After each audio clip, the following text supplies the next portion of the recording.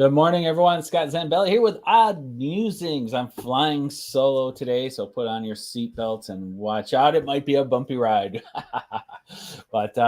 So today Brett had an opportunity to go down to the Lions training field, watch some live practices, and do some fun stuff down there. So if I remember correct, I believe he has a VIP ticket to go to that. So that's going to be a fun experience for him. And so he is taking today off to go check out the Detroit Lions in their practices. That'll be fun, a lot of fun.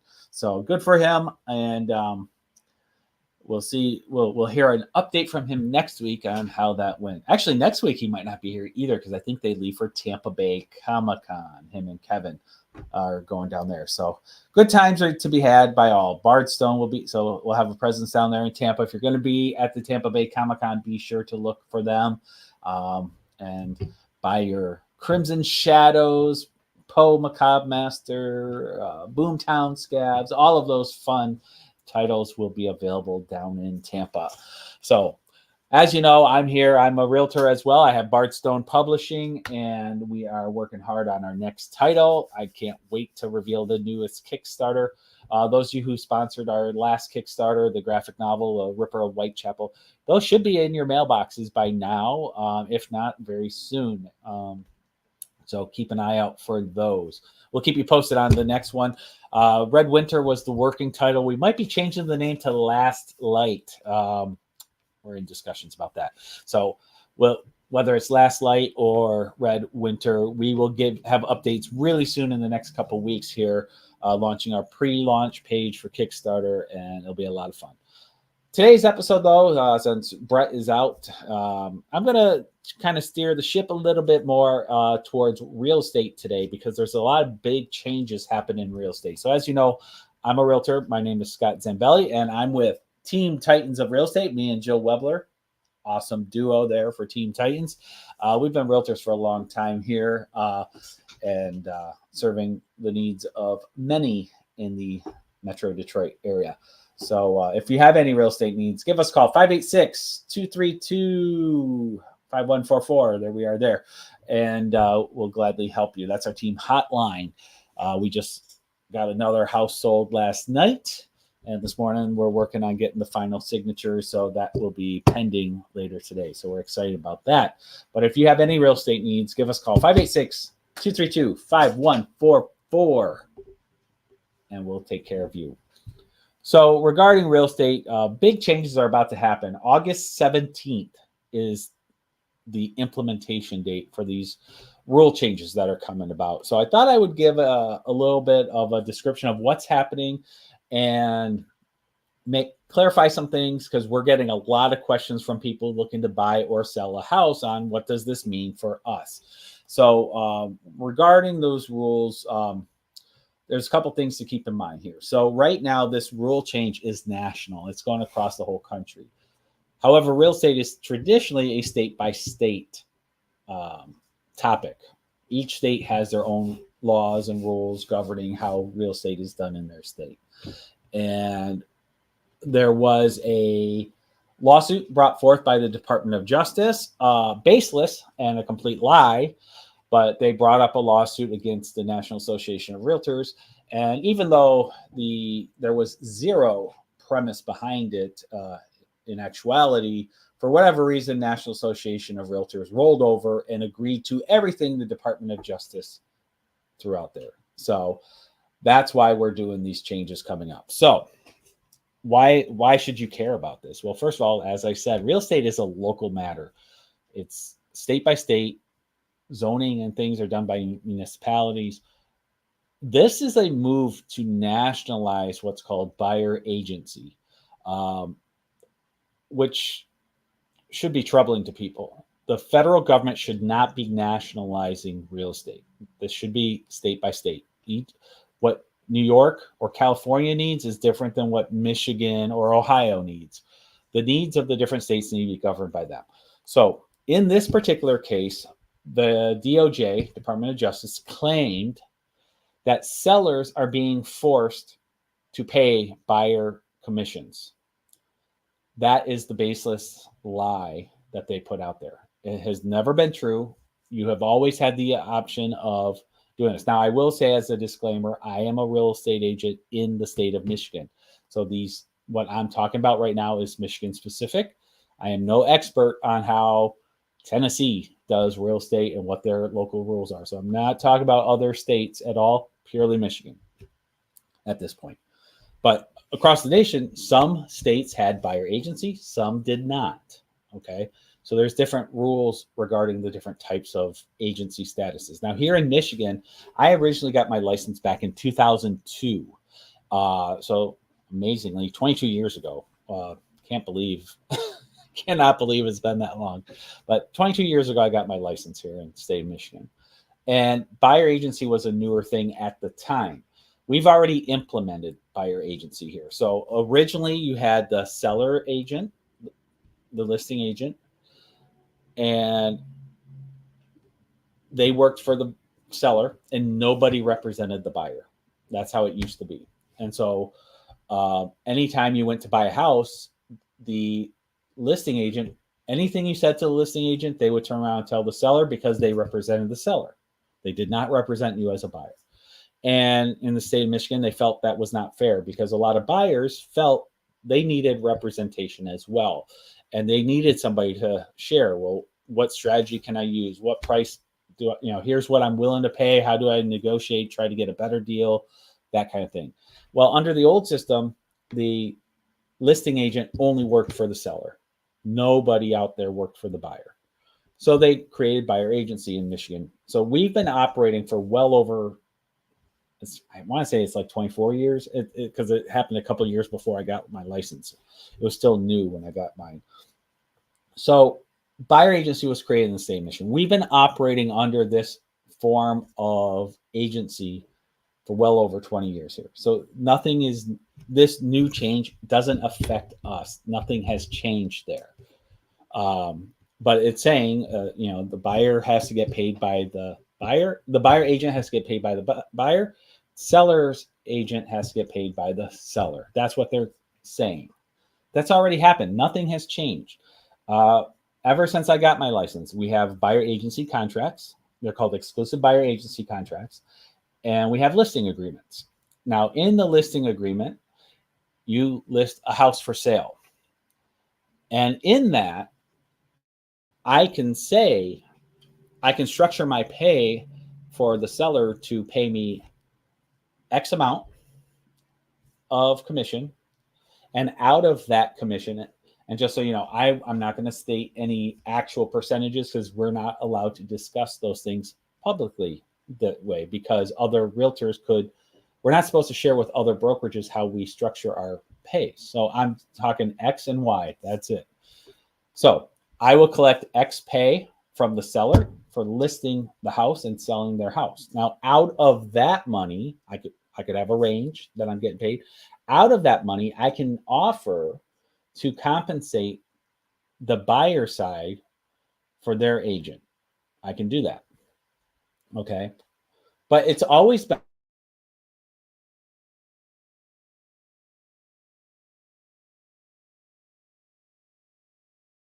choice of the seller. They could offer that, or they could say,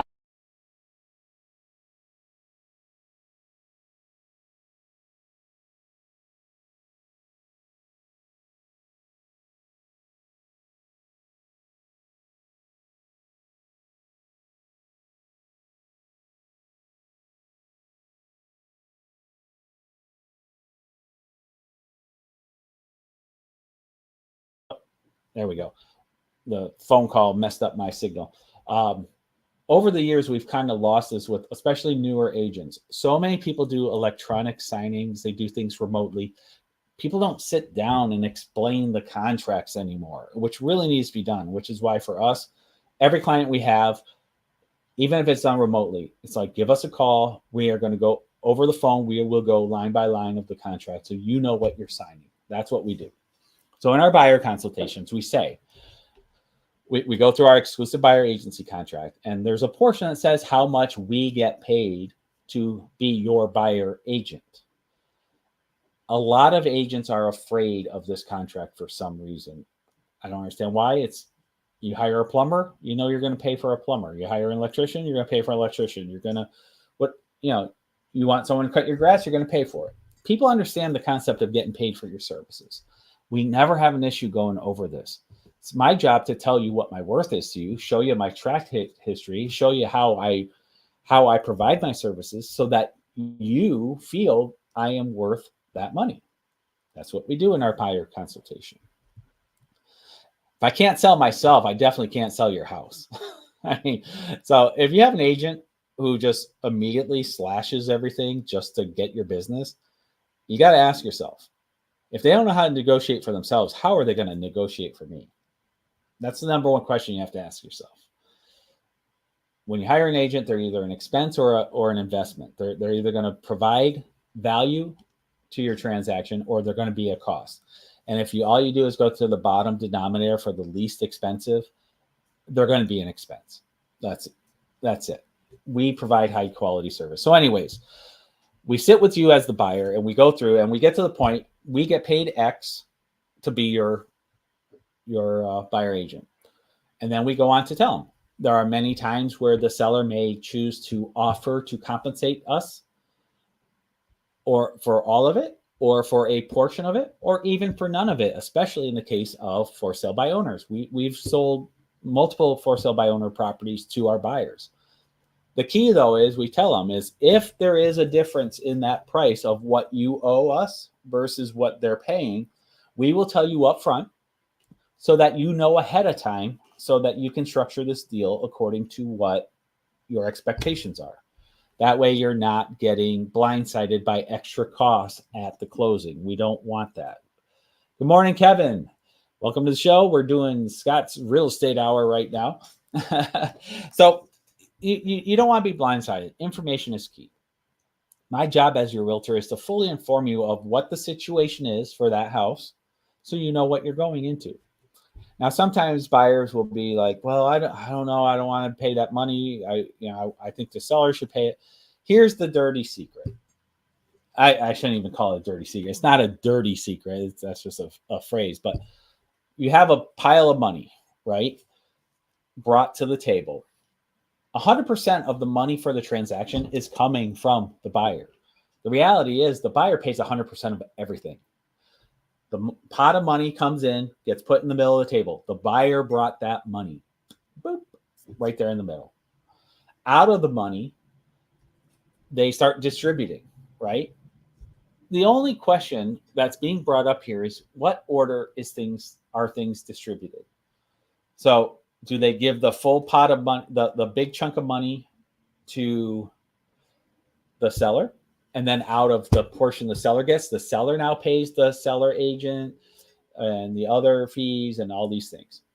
Or does the buyer first take out the portion they're doing, then send it over to the seller? Now it's a smaller pot because the buyer's paying a chunk. At the end of the day, the question is how much is the net out? That's the question. That's the true cost for the buyer. Doesn't matter if they pay out of the pot first or they give it to the seller and then the seller pays out of the pot. The net is the same. And that's what you have to know going into a deal is what order are these pots being taken out of so you can structure your offer so the net is what you intended. That's the question. So we always make sure everybody knows this going in. Okay. Now, because the market has been so crazy these last few years, this has become a question of, well, should I pay anything to the buyer agent as the seller? Should I? And to be clear, too, when I say the seller has never paid the buyer agent, to be honest, in the old format. What the transaction is if I'm working for X percent and we sell the house, the X percent gets paid to me as the listing broker. And then out of our portion, we are paying the buyer broker out of it. Technically, the seller is not paying the buyer broker. It's going through the listing side and then a fee back to them. That's how the transaction's going. But over the years, because it's all being done right at the closing table, they kind of bypass that step on the it's called an ALTA statement, the closing statement that breaks up all the costs. They just send it straight to the the buyer broker just as a convenience, because instead of going through this process of sending the money here and then writing a check over here, they just do it all at one time. That they're consolidating the steps. But because they've been consolidating the steps so long, a lot of people, including realtors, forget that the flow of the money is actually going from the seller to the listing broker, then to the buyer broker. So out of just making everything simple, people have forgotten over the years what the actual flow is. That's what's happening there. Anyway, so this new rule is saying, oh, let me back up, back on the buyer side. So sellers will say, like, well, should I even pay the buyer broker at all through their listing broker? Or should I just offer zero and make them pay? You can do that. That has always been an option. One of the best examples of it being an option is a for sale by owner. When you deal with for sale by owners, this is a made up percentage, but based on my experience, at least 90% of the time, they pay the buyer agent. Why? Because they see the value of paying money to the people who have the buyers. When you don't, and you refuse to work with them, one of two things. Either you have an agent who won't show the property because they don't want to ask for the money from their buyer. Or if you're someone like me, where I have the full agreement, I've had the full consultation with my buyer and they understand where it goes, we look at it and say, okay, this is a situation where they're making you pay it. They don't want to. Now we can come up with a plan. And we can either ask for them to pay at what's called seller concessions, where they're providing money to help with your closing costs. Your closing costs are now X% higher because you now have to pay my fees. Well, we can usually it's funny, a lot of times for sale by owners will refuse to pay the fee for my services, but they have no problem paying the amount of my services as a concession to the buyer, and then the buyer pay out of it. It ends up being the same thing. So there's ways to negotiate it, is my point. But even if they don't, now they know, okay, I have to come up with this much extra money for for bringing to the table. What offer do I want to make that would make sense for me? And we come up with an offer, and that's what we do. But when even a for sale by owner who refuses to pay those commissions, they quickly see how hard it is to sell, because it's not that realtors are blocking people from them. It's that the buyer now needs that much more money to close, especially in this market here. In a market where even if you want to do 3% down, okay, let's say you're buying a $300,000 house and you're doing 3% down for your mortgage, right? Well, 3% down for the mortgage would be $9,000. That's not horrible, okay. But because of the market, you also are going to have to bid about $30,000 over price. And then you're going to have to do an appraisal guarantee. So you have to have that much in guaranteed money. So that's another 30 grand you need in your pocket. So now instead of needing 9,000, you need 39,000. Also, because of the type of market it is, most people selling their houses right now, in the typical scenario, not always, but most people, their house is at an age where it's time to replace the roof, replace the windows, replace the furnace and the AC. The concrete in the driveway is going bad, and that needs to be fixed. They have expensive projects to do. So for them, it's like, well, do we pour the money into our house and choose to stay here longer? Or do we just sell and let the next person deal with it? And then we'll buy something else. For those people who want to stay where they're at, they're reinvesting the money into their houses to stay there longer. But for the people who don't, they're just selling it. So the houses that are on the market right now, the typical house, it's easy to have $50,000 worth of work needed right away between roof, furnace, AC, whatever. So you're going to easily need 50. Often, a lot of times I see 80,000 worth of work needed. So let's say 50. So you got the 39,000 in cash you need between down payment money and appraisal guarantee. Now you're going to need another 50 to cover repairs that are needed when you come in. So now you're up to $89,000 in cash needed. Then on top of it, if you're saying, well, I refuse to pay X amount for your agent, Now that's that much more money. So it can be easily, you're talking a lot of money, 90 to $100,000 needed in cash from the buyer up front who is looking for a 3% down mortgage. So when you refuse to cover the cost of a buyer agent, you are shrinking down your potential buyer pool. And the whole name of the game, especially now in this market, is enlarging your buyer pool as much as possible. The larger your buyer pool is, the more potential you have for multiple offers, the more potential you have for people with the cash needed to do those appraisal guarantees, the bigger your offer of above asking price. All the bigger you can expand your buyer pool as a seller, the bigger the chance you have of higher sale price. So yeah, you can refuse. You've always had that right. But buyers see it, or sellers see it really quickly, how much it affects them negatively. The amount of money you end up saving by pushing it off onto the buyer, you lose in what you usually more than lose, actually. An old statistic that's out there regarding for sale by owners, for instance, is the average for sale by owner back in the day. This is like 10, 15 years ago, I want to say. I forget when I heard this stat, but it was quite a while ago. To save X amount of commission, the average seller would sell for about 12% less than what the comparable houses sold for that used an agent.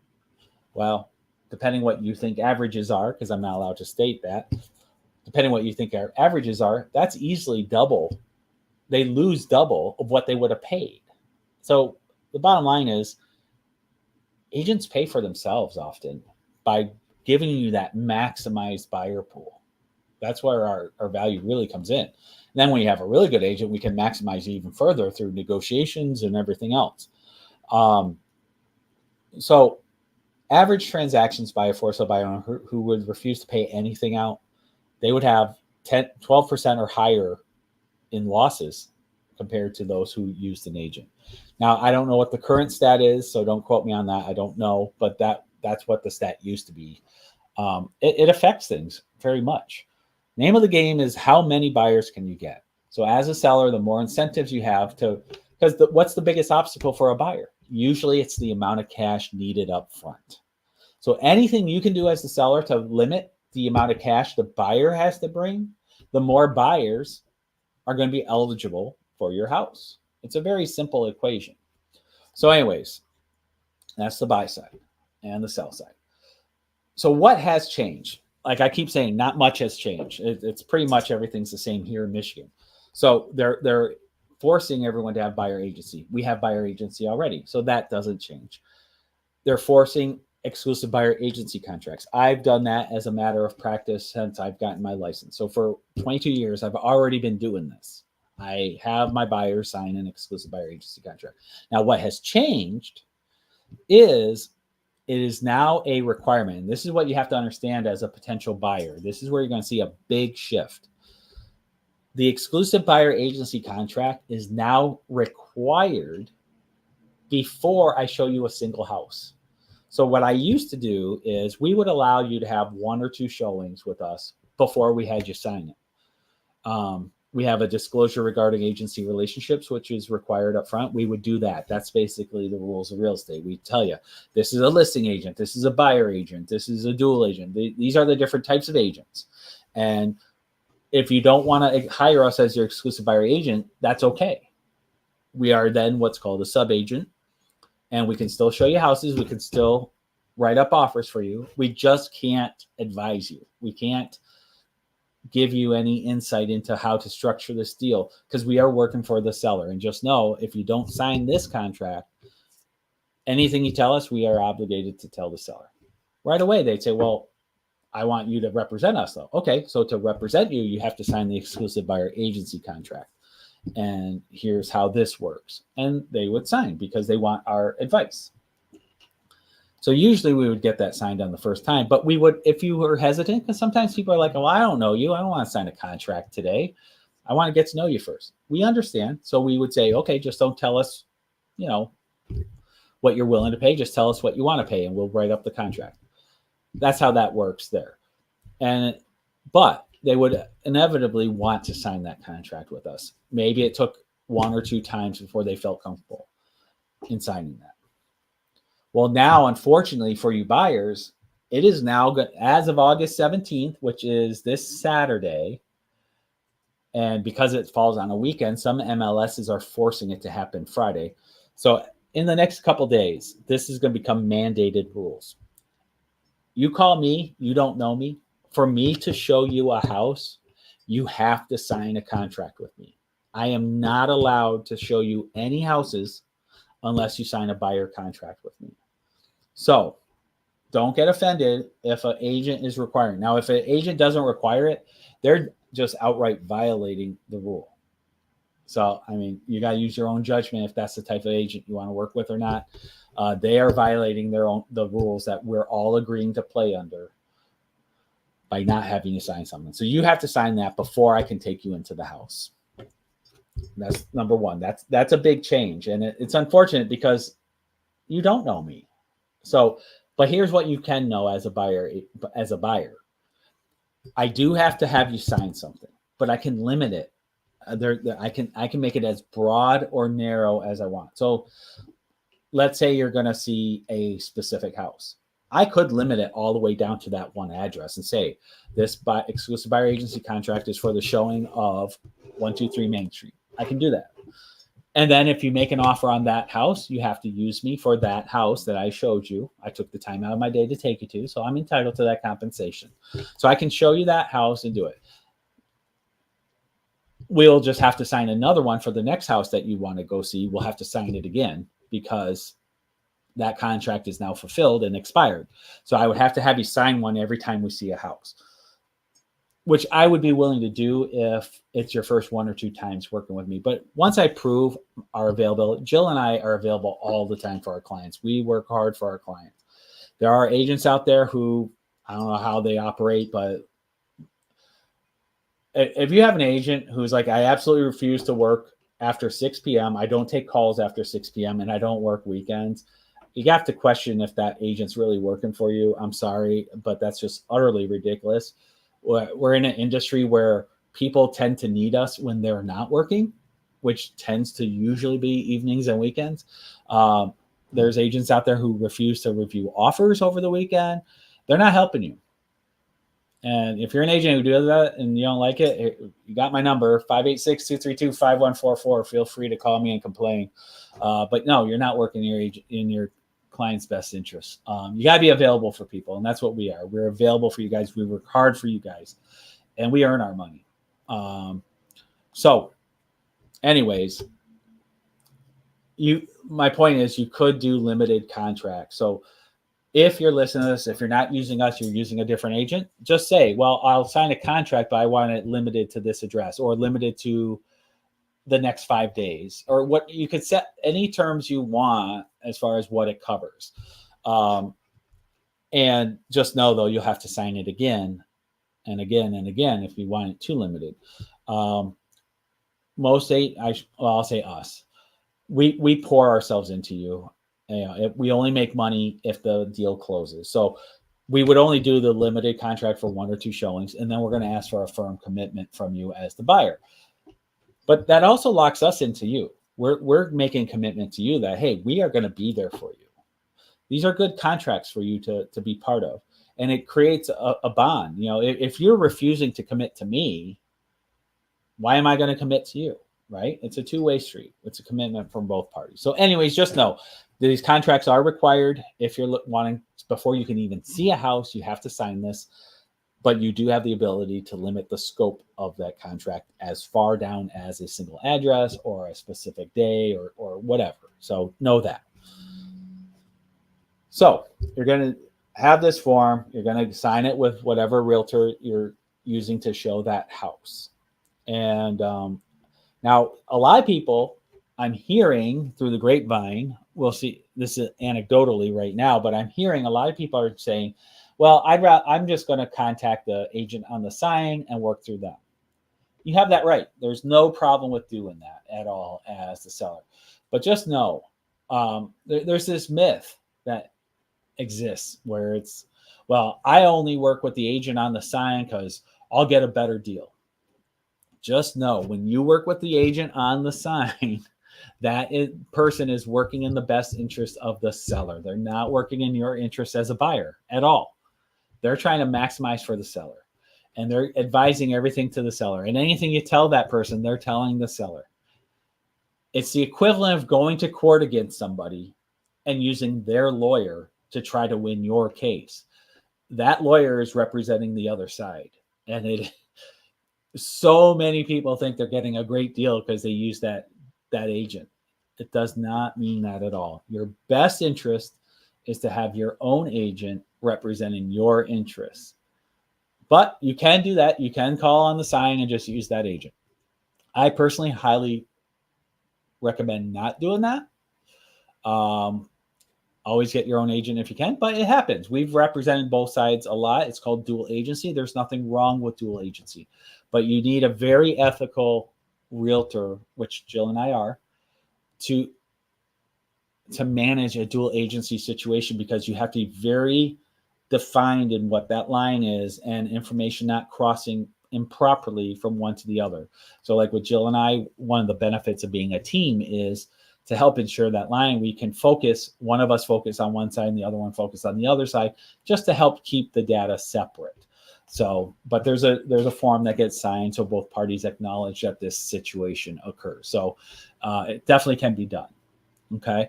But that's kind of the big changes that are happening, is the requirement of this. Now, the other part that is changing on this, that is utterly ridiculous and shows that the Department of Justice, their whole premise is a lie, is they're making it so we can no longer publish within the MLS. The MLS is a multiple listing service. It's all of us realtors are members of, and it's how we maximize that buyer pool for you. Is all of our shared listings go into this giant pool, and me as a solo agent, or I only have access to so many buyers at one time. But you put it out there where thousands of agents, now all of those thousands of agents and their thousands of buyers can see your listing. That's the power of the MLS. It maximizes those buyer pools for every client out there, every seller. So we have these up there. And what's funny is we used to not publish how much money was being shared to the buyer agent. That used to not be allowed. And then through a court case, it was decided that we need full transparency for the integrity of the business, to make sure all buyers are working on a level playing field and there's no side deals being done or things like that. So they made it where we had to publicly post publicly to other agents, not to the general population, but we would publish how much money we were sharing out of our commission. So like I said, as a listing agent, I have X amount I'm getting paid. I'm sharing Y amount out. So I would have to publish the Y. Here's how much money I'm sharing. Whoever you are, if you have a buyer, I am sharing Y amount out of my X amount. So it would be publicly posted. That way, all agents were working on a level field. All buyers had a level field, and everyone knew what amount they were all working on. So they could all make comparable offers based on that. So a lawsuit to make full transparency created this. Now the Department of Justice is complaining that we are transparent. And they're saying, no, you're no longer allowed to publish that on the MLS. So we're back to nobody knows what is being paid out. Agents could do side deals with each other and make offers to each other that isn't publicly known. It's not good for either the buyer or the seller for this to be hidden. But here's what reveals it's a big joke. What the Department of Justice is asking for is they're saying we cannot reveal it in the multiple listing service, but we can advertise it. We can put a sign up in the yard. We can do a post saying what we're paying out. We can publish it everywhere else. And then put the link to the listing. We just can't put it in the listing. Well, if the problem is the sharing, why are they fine with us putting it everywhere else? Just not there. It just shows it's convoluted. And really, I keep coming back to it's because it's not about this. They are purposely creating precedents to create a nationalized rule across all states. They're creating a precedent. Our legal system relies on precedents. So they're choosing this stupid topic to force a nationalized rule. And you got to look at the bigger picture. And this isn't political. Biden himself talked about this. When he was running for re-election, in his comments to his donors, and there's videos out there showing it. I think it's called Proposal F or Plan F. I forget what it's called. He's going to pass this ruling that will, through executive order, that will take away the power of states and local municipalities for their zoning and city ordinances. Why is that? You have to ask yourself, why are they doing this? Why are they creating this rule across the board? Why are they about to put this in? And a reporter actually asked Biden, said, well, wait a minute, don't you have to have a law passed by Congress to implement this? And they feel this falls under fair housing. They're trying to make a link between city zoning and ordinances to race. And they're saying fair housing already passed back in the 60s or whatever it was. And this falls under it. So we don't need a new law passed. We can just do it. And they are putting this through to strip states and local cities from being able to choose zoning and municipality issues. Well, what does that mean? Why do I care as a private citizen? Well, all of this stuff started coming out with this change that they're doing and this proposal they're doing is all of this started when the states started passing rules that China could not and other foreign countries could not own land in their state. And they started banning them and taking land away from China. The other thing was Holland, Michigan, and I know this has happened to other places too, but since I'm in Michigan, I know more about this. Holland, Michigan the citizens found out that they were building a Chinese battery factory in their city, and they did not want that. And through the use of zoning and local ordinances, the citizens were able to overturn that and kick China out from building a factory in their place. It was after these type of things are happening and starting to spread throughout the country that the DOJ came up with this crap. And they are going after stripping our state and municipal rights from deciding what companies, what people own things in our state and local cities. That's what's happening here. And if they get elected, they're promising to pass this. I wish I remembered it. F something. But it'll strip it. And through the use of the Fair Housing Act, they want to nationalize zoning rights. That is dangerous. And you got to ask yourself, why is this happening? So anyways, the Department of Justice pushes this through off a lie that sellers are being forced to pay buyer commissions. They're not. That has never been the case. On a national level, it's never been the case. It's been very clear how this works. The National Association of Realtors, NAR, knows this is a lie, but for some reason, NAR rolled over and gave everything to the Department of Justice. They should have fought it. They're not looking out for you, the consumers, like they say. They're not looking out for their members, the realtors. They rolled over. I would want to see the bank accounts of the people up in NAR, and if NAR doesn't like it, too bad. But it's true. Somebody got paid something somewhere. So all of this stuff is being implemented everywhere based on a lie. Everyone knows it's a lie. Everyone knows this is meaningless since we're not allowed to publish the amount being offered in cooperative pay to the buyer agent, but we're allowed to put it everywhere else, just not in the one spot. It's a joke. It's a joke. And it just shows the National Association of Realtors. This is what happens when you have a monopoly on the industry. There are no competitive associations out there. There needs to be one that rises up to compete against NAR. Dirty secret for NAR is they know most NAR members don't like them and don't agree with them. And there needs to be big changes that happen. But the number one change that has to happen is a competitor has to rise up to be at least giving a different set of values, represent a different set of values as far as what home ownership means, personal property rights means, what it means to have quality realtors working in the industry. Those are all things that need to be policed within our industry, self-policed, not by the government, but by our internal organizations. But NAR is proving they don't care. They're proving it. And they know it. They know what they're doing. They can spout all they want, what they stand for, but they don't. They're a joke.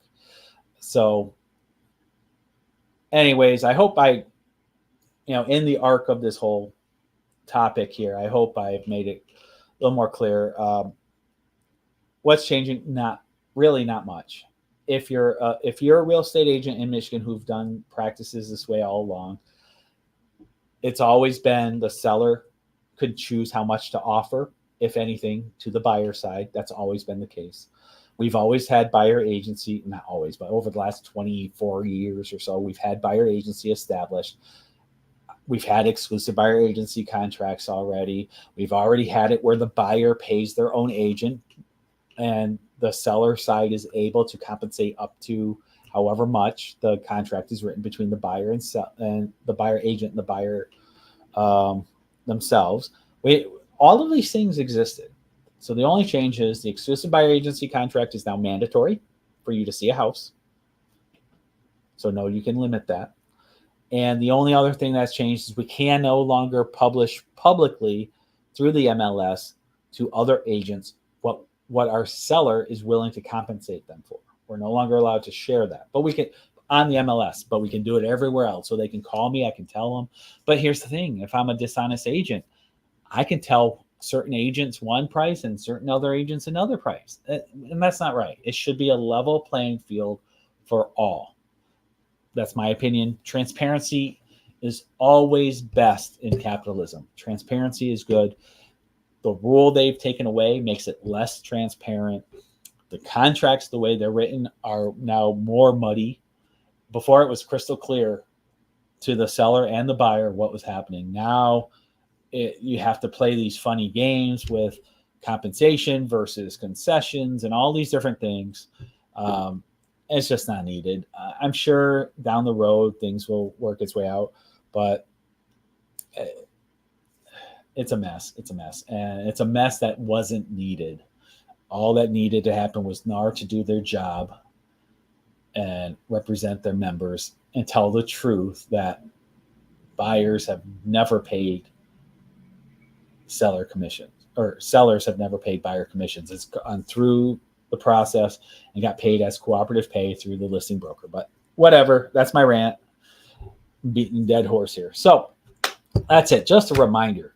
If you want quality agents who care about you and work their butts off for you, that's us. Scott Zambelli, Jill Webler, 586-232-5144. Team Titans of Real Estate. We're based out of Realty Executives' hometown in Shelby Township, Michigan. But we have a very broad reach. We've gone as far as Lansing. When you go up to Port Huron, we've done a lot of properties in St. Clair, tons in Macomb because that's where we're stationed. Macomb County is our headquarters. We do a lot in Oakland County. So we do some in Wayne, not as much in Wayne for whatever reason. It feels like our customer base kind of has organically grown out to St. Clair. That's been our hot spot over the last year or two. So St. Clair County has been a big source. I think because people want land and there's a lot of land up there and you got I-94. That's easy to access it. So we've been doing a lot out that way, but wherever you need. And if you're outside of our zone, we'll go out as far as 2 hours away if it's the right listing. If we don't think we can help you, we'll gladly refer it. But anywhere in the state of Michigan, we can refer you to quality agents. If you're moving out of the state of Michigan, we can do referrals that way too. We have a great relocation department within our company.